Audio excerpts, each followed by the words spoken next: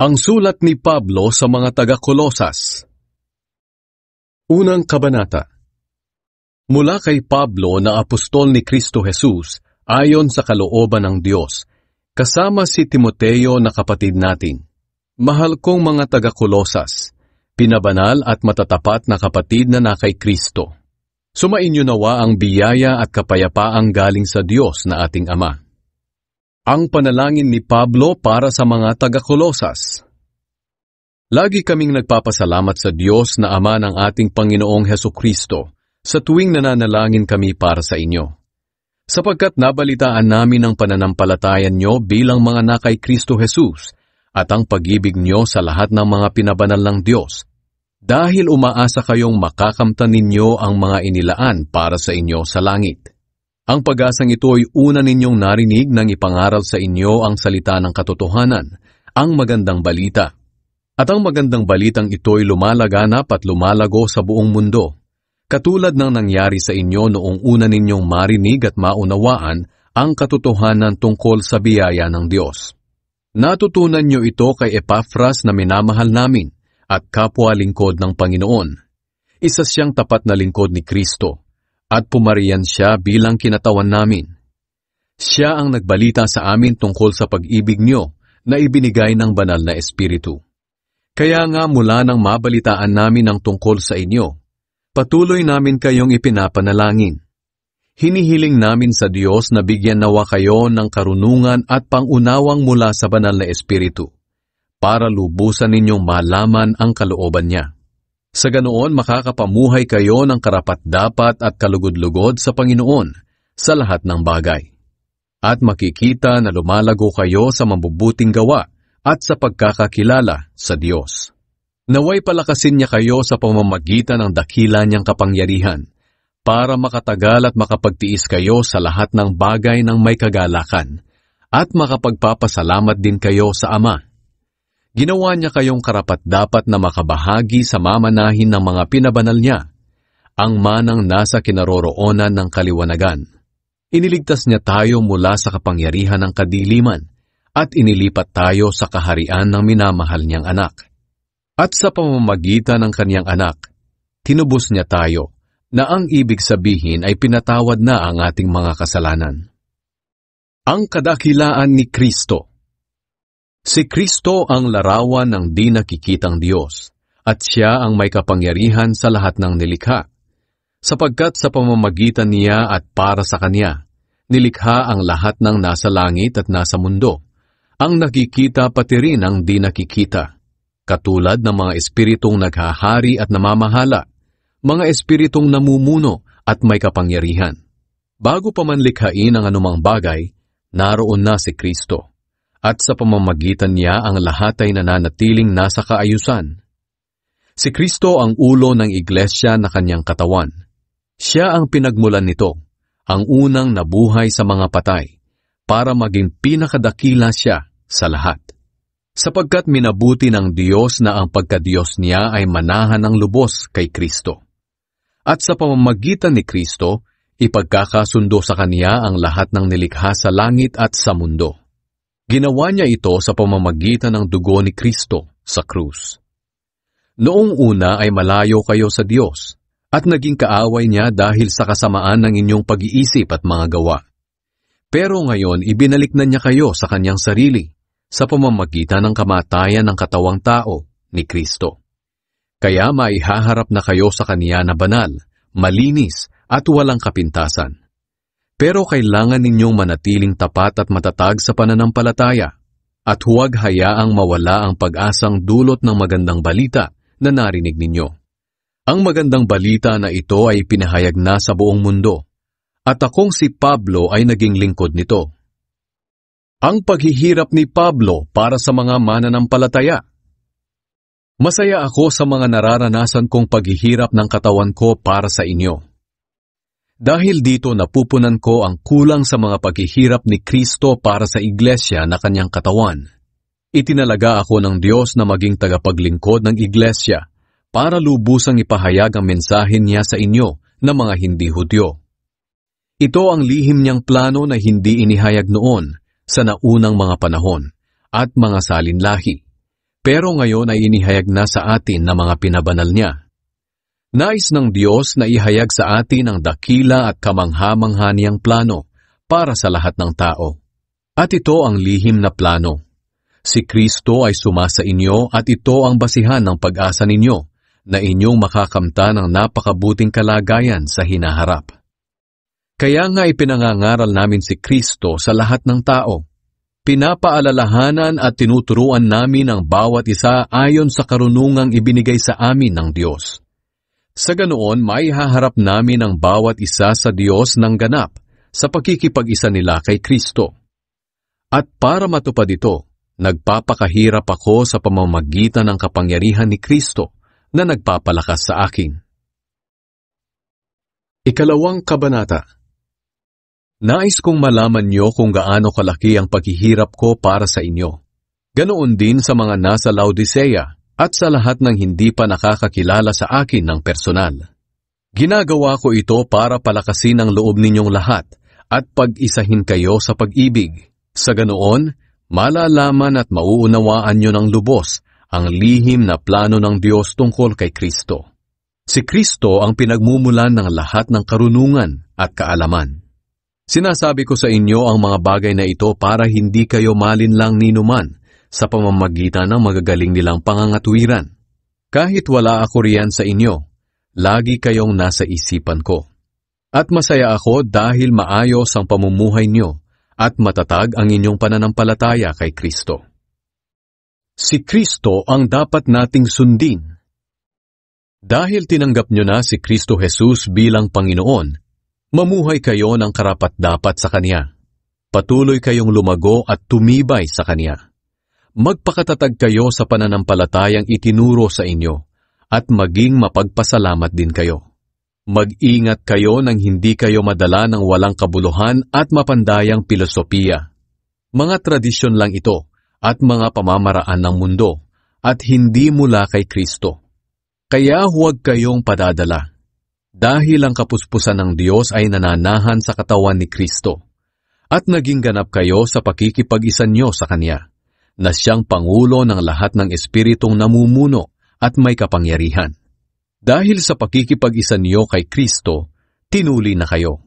Ang pagtutuli na ito ay hindi pisikal, kundi espiritual. Ang pag-aalis ng masasamang hilig ng laman. Ito ang pagtutuling mula kay Kristo. Inilibing kayong kasama ni Kristo nang bautismuhan kayo.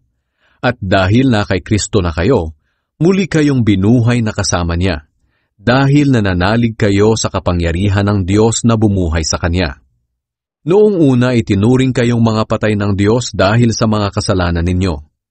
Pero ngayon binuhay kayo ng Diyos kasama ni Kristo. Pinatawad niya ang lahat ng kasalanan natin. May pananagutan dapat tayo sa Diyos dahil hindi natin matupad ang kautusan. Pero inalis ito ng Diyos sa pamamagitan ng pagkapako ni Kristo sa krus. Kaya hindi na tayo parurusahan. Doon din sa krus nilupig ng Diyos ang mga espiritong namumuno at may kapangyarihan, at ipinakita sa lahat na ang mga ito ay bihag na niya. Kaya nga huwag na kayong padadala sa mga tao na nagsasabi sa inyo kung ano ang hindi dapat kainin o inumin, o kung ano ang dapat gawin tuwing kapistahan, pista ng pagsisimula ng buwan, o araw ng pamamahinga. Anino lang ang mga ito ng inaasahan noon na darating, at si Kristo ang katuparan nito. Huwag kayong padadaya sa mga taong humihikayat na kailangan ninyong pagkaitan ng sarili nyo at sambahin ng mga anghel. Pinaninindigan nila ang mga ito dahil sa mga pangitain nila na pagyayabang lang, walang kabuluhan, at gawa-gawa lang ng makamundo nilang pag-iisip. Wala silang kaugnayan kay Kristo na siyang ulo natin. Siya ang nag-uugnay-ugnay at nag-aalaga sa atin na kanyang katawan sa pamamagitan ng mga magkakaugnay na bahagi nito. Sa ganoon, lumalago tayo ng naaayon sa Diyos. Ang bagong buhay kay Kristo. Namatay kayong kasama ni Kristo at pinalaya sa mga walang kabuluhang pamamaraan ng mundo. Kaya bakit namumuhay pa rin kayo na parang mga makamundo? Bakit sumusunod pa rin kayo sa mga tuntuning tulad ng huwag hahawak nito, huwag titikim yon, huwag hihipon yan, Ang mga ito'y batay lang sa utos at turo ng tao tungkol sa mga bagay na nawawala pagkatapos kainin o inumin. Sa unang tingin, parang may karunungan ang mga ganitong katuruan tungkol sa gusto nilang pagsamba, pagpapakumbaba, at pagpapahirap sa sariling katawan. Pero ang totoo, wala namang naitutulong ang mga ito sa pagpipigil sa masasamang hilig ng laman. Ikatlong kabanata. Binuhay kayong muli kasama ni Kristo, kaya sikapin ninyong makamtan ang mga bagay na nasa langit kung saan naroon si Kristo na nakaupo sa kanan ng Diyos. Doon ninyo ituon ang isip nyo at hindi sa mga makamundong bagay, sapagkat namatay na kayo sa dati ninyong buhay, at ang buhay ninyo ngayon ay nakatago sa Diyos kasama ni Kristo. Si Kristo ang buhay ninyo, at kapag dumating na ang panahon na nahayag na siya, mahahayag din kayo at makikibahagi sa kapangyarihan niya at karangalan. Ang dati at ang bagong buhay. Kaya patayin nyo na ang anumang kamunduhang nasa inyo. Ang sexual na imoralidad, kalaswaan, pagnanasa, at kasakiman na katumbas na rin ang pagsamba sa mga Diyos-Diyosan. Parurusahan ng Diyos ang mga taong gumagawa ng mga bagay na iyon. Ganoon din ang pamumuhay ninyo noon. Pero ngayon, dapat na ninyong itakwil ang lahat ng ito. Galit, puot, sama ng loob, paninira sa kapwa, at mga bastos na pananalita. Huwag kayong magsinungaling sa isa't isa, dahil hinubad nyo na ang dati ninyong pagkatao at masasamang gawain, at isinuot na ninyo ang bagong pagkatao. Ang pagkataong ito'y patuloy na binabago ng Diyos na lumikha nito, para maging katulad niya tayo, at para makilala natin siya ng lubusan. Sa bagong buhay na ito, wala nang ipinagkaiba ang Hudyo sa hindi Hudyo, ang tuli sa hindi tuli, ang naturuan sa hindi naturuan, at ang alipin sa malaya. Dahil si Kristo na ang lahat-lahat, at siya'y nasa ating lahat. Kaya bilang mga banal at minamahal na mga pinili ng Diyos, dapat kayong maging mapagmalasakit, maganda ang kalooban, mapagpakumbaba, mabait, at mapagtiis. Magpasensyahan kayo sa isa't isa, at magpatawaran kayo kung may hinanakit kayo kanino man, dahil pinatawad din kayo ng Panginoon. At higit sa lahat, magmahalan kayo, dahil ito ang magdudulot ng tunay na pagkakaisa. Paghariin ninyo sa mga puso niyo ang kapayapaan ni Kristo. Sapagkat bilang mga bahagi ng iisang katawan, tinawag kayo ng Diyos upang mamuhay ng mapayapa. Dapat din kayong maging mapagpasalamat. Itanim ninyong mabuti sa mga puso niyo ang mga aral ni Kristo. Paalalahanan at turuan niyo ang isa't isa ayon sa karunungang kaloob ng Diyos. Umawit kayo ng mga salmo, himno, at iba pang mga awiting espiritual na may pasasalamat sa Diyos sa mga puso ninyo.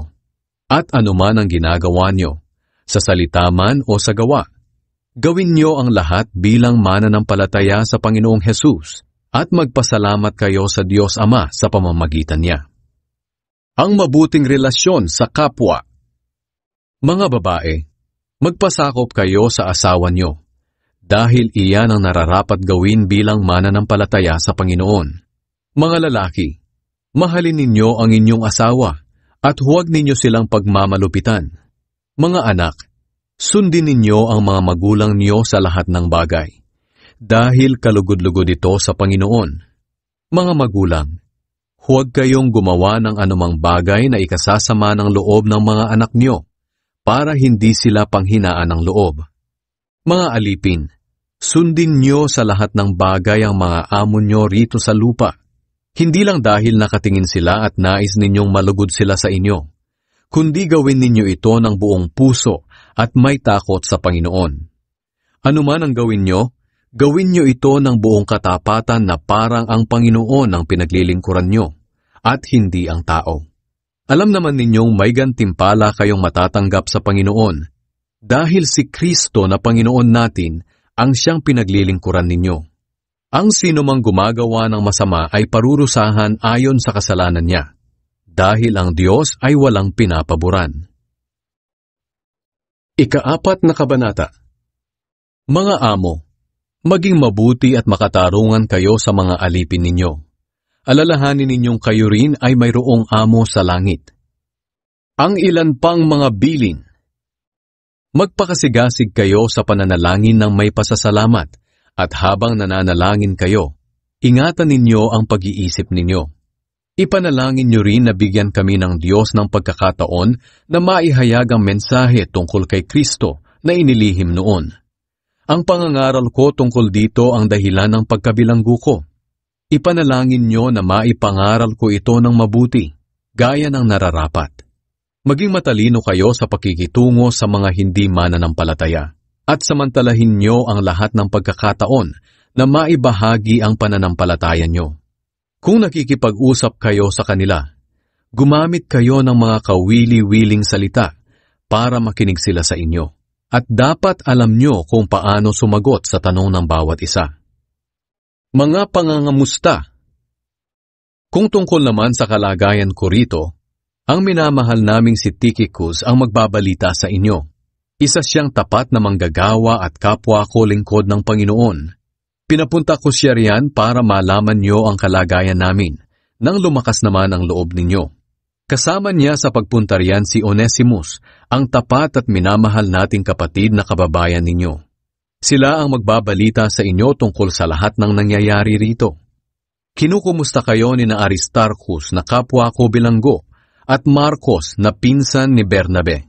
Gaya ng ibinilin ko sa inyo, malugod ninyong tanggapin si Marcos pagdating niya riyan. Kinukumusta rin kayo ni Jesus na tinatawag na Justus. Sila lang ang mga Hudyo na kasama ko rito naglilingkod para sa kaharian ng Diyos at pinapalakas nila ang loob ko. Kinukumusta rin kayo ng kababayan ninyong si Epaphras na isa ring lingkod ni Kristo Jesus. Lagi siyang nananalangin ng taimtim na manatili kayong matatag, maging ganap, at may buong katiyakan sa kalooban ng Diyos. Saksi ako sa mga pagsisikap ni Epaphras para sa inyo at para sa mga nasa Laodicea at Hierapolis. Kinukumusta rin kayo ni Lucas, ang minamahal nating doktor, at ni Demas. Ikumusta niyo ako sa mga kapatid sa Laodicea, ganun din kay Nympha at sa mga mananampalataya na nagtitipon sa bahay niya. Pagkabasa niyo ng sulat na ito, ipabasa niyo rin sa iglesia sa Laodicea at basahin niyo rin ang sulat mula sa kanila. Pakisabi kay Archippus na ipagpatuloy niya ang gawaing tinanggap niya sa Panginoon. Ako, si Pablo, ang mismong sumulat ng pagbating ito. Alalahanin niyo ako rito sa bilangguan. Pagpalain nawa kayo ng Diyos.